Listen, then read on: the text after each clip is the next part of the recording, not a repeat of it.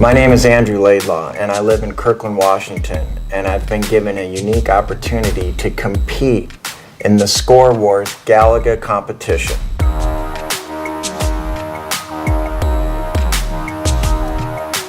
Probably 37 years I've been playing this game. As most of the games from the 80s are, they're patterns that you memorize. Pac-Man, Donkey Kong, all of those games are just about memorizing the stages, memorizing the patterns. I played Galaga an incredible amount as a child when arcades were big, when you could go somewhere and they had 30, 40 arcade games in one place. And towards the end of the 80s, that all disappeared, that went by the wayside. So you didn't see these arcade cabinets for 10, 15 years. They just disappeared. And with the introduction of the Nintendo NES game system, it kind of brought back that nostalgia, brought back that popularity. I could own one of these arcade games, that seemed unfathomable. Once I got on my own, started earning my own paychecks, that's pretty much one of the first purchases I made with my own money, was to get my own Galaga machine that I could have in my house. I really don't play a lot of video games. I don't own any gaming consoles, Xbox or whatever. The game that's captivated me all these years is Galaga. I'll be playing it forever, and I doubt anything's going to overtake my desire for gaming like Galaga did.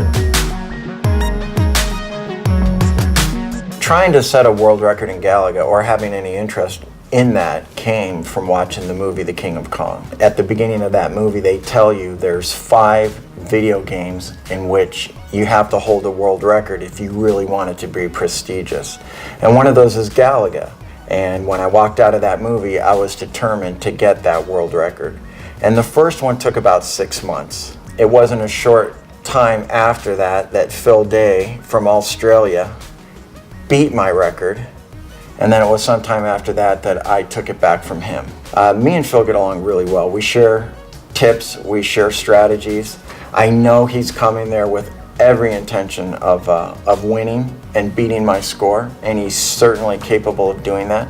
But even today, you've mentioned some people that I don't even know. Who is Armando Gonzalez? This is not a name I've ever heard. This isn't a name on any scoreboard anywhere that I know of. And yet this guy's being talked about as someone who's going to come in from Los Angeles and really compete for this world record. I hear that he's very, very good. I'm curious to see how good this guy is.